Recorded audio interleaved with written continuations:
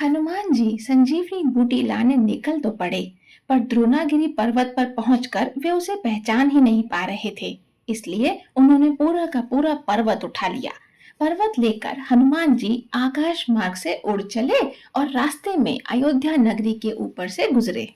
राजकुमार भरत ने जब आकाश में अत्यंत विशाल रूप देखा तो सोचा यह कोई राक्षस है।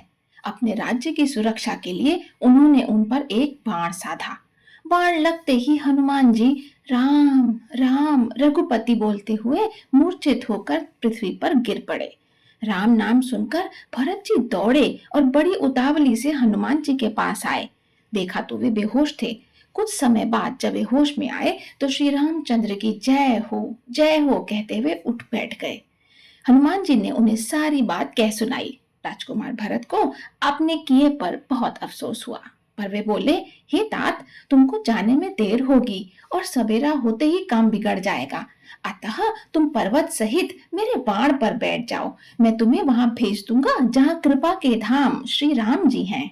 उधर आधी रात बीत चुकी थी। लक्ष्मण जी को देखकर श्री राम साधारण मनुष्यों के समान वचन बोले, हे भाई उठो, तुम मुझे कभी दुखी नहीं देख सकते थे।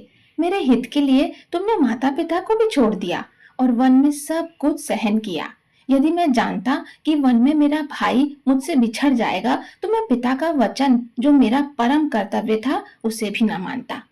इतने में ही हनुमान जी आ गए और जैसे करुण रस वीर रस में बदल गया हो, सभी खुशी से झूम उठे। वैद्य जी ने पर्वत से संजीवनी बूटी ली और तुरंत लक्ष्मण जी का उपचार शुरू किया। कुछ समय बाद लक्ष्मण जी होश में आ गए। श्री राम ने भाई लक्ष्मण को हृदय से लगा लिया। हनुमान जी ने संजीवनी बूटी लाकर लक्ष्मण जी के प्राणों की रक्षा की। श्री राम हर्षित होकर हनुमान जी को गले लगाते हैं और कहते हैं कि वे उन्हें अपने भाई भरत के समान ही प्रिय हैं। ये बात हनुमान चालीसा की इस चौपाई में भी कही गई है, तुम मम प्रिय भरत ही सम भाई, अर्थात हे पवन पुत्र हनुमान, तुम मुझे मेरे भाई भरत के समान प्रिय हो।